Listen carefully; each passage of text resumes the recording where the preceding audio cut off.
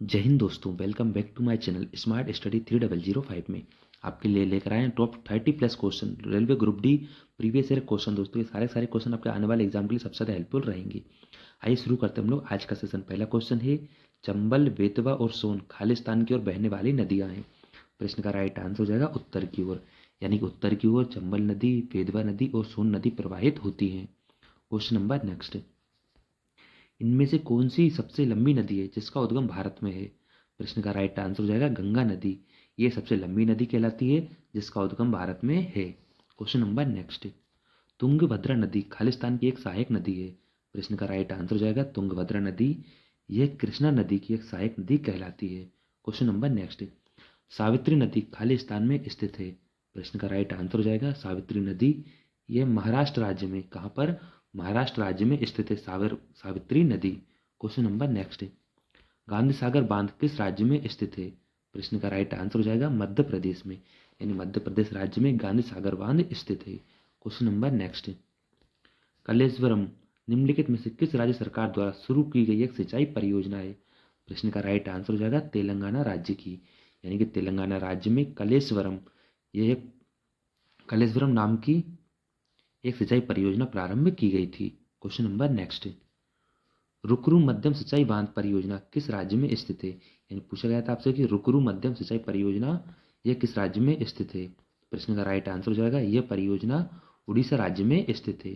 Question number next, Rihand नदी घाटी परियोजना खालिस्तान में स्थित है। प्रश्न का राइट आंसर हो जाएगा उत्तर प्रदेश राज्य में रेहंद नदी घाटी परियोजना स्थित है। क्वेश्चन नंबर नेक्स्ट, कंडालेरू बांध कहाँ स्थित है। दोस्तों आर ग्रुप डी में क्वेश्चन पूछा गया था कि कंडालेरू बांध कहाँ पर स्थित है, तो राइट आंसर हो जाएगा आंध्र प्रदेश राज्य में। क्वेश्चन नंबर नेक्स्ट, पगलाड़िया बांध परियोजना किस राज्य में स्थित है। प्रश्न का राइट आंसर हो जाएगा असम राज्य में, यानी असम राज्य में पगलाड़िया बांध परियोजना स्थित है। क्वेश्चन नंबर नेक्स्ट, जायकबाड़ी चरण फर्स्ट जल विद्युत परियोजना किस नदी पर बनाई गई है। प्रश्न का राइट आंसर हो जाएगा गोदावरी नदी पर। क्वेश्चन नंबर नेक्स्ट, पुली चिंतला जल विद्युत परियोजना किस नदी पर बनाई गई है। प्रश्न का राइट आंसर हो जाएगा कृष्णा नदी पर, यानी कृष्णा नदी पर पुली चिंतला जल विद्युत परियोजना बनाई गई है। क्वेश्चन नंबर नेक्स्ट, बाण सागर बांध किस राज्य में स्थित है। इन दोस्तों यह स्थित है कहाँ पर, मध्य प्रदेश में। अगर पूछा जाए कि बाण सागर बांध किस नदी पर है, तो यह सोन नदी पर स्थित है और कहाँ पर है, मध्य प्रदेश राज्य में। क्वेश्चन नंबर नेक्स्ट, अलमाटी बांध का निर्माण किस नदी पर किया गया है। प्रश्न का राइट आंसर हो जाएगा कृष्णा नदी पर, यानी कृष्णा नदी पर अलमाटी बांध का निर्माण किया गया है।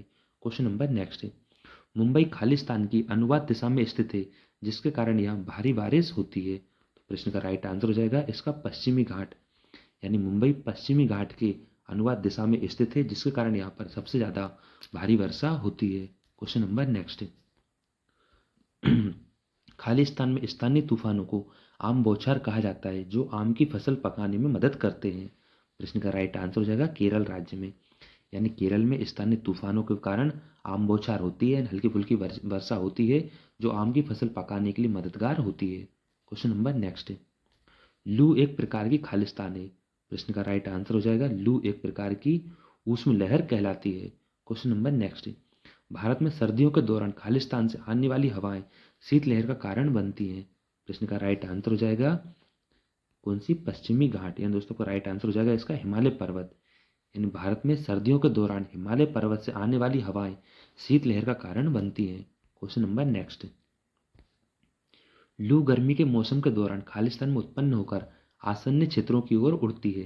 प्रश्न का राइट आंसर हो जाएगा राजस्थान राज्य की ओर, यानी लू जो गर्मी के मौसम में चलती है यह राजस्थान में उत्पन्न होकर आसन्न क्षेत्रों की ओर प्रवाहित हो जाती है। क्वेश्चन नंबर नेक्स्ट, खालिस्तान की चरम जलवायु है। प्रश्न का राइट आंसर हो जाएगा दिल्ली।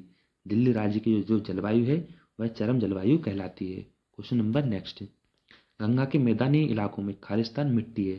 प्रश्न का राइट आंसर हो जाएगा कछारी, यानी गंगा के मैदानी इलाके में कछारी मिट्टी पाई जाती है। क्वेश्चन नंबर नेक्स्ट, लेटराइट मिट्टी मुख्य रूप से कहाँ पाई जाती है।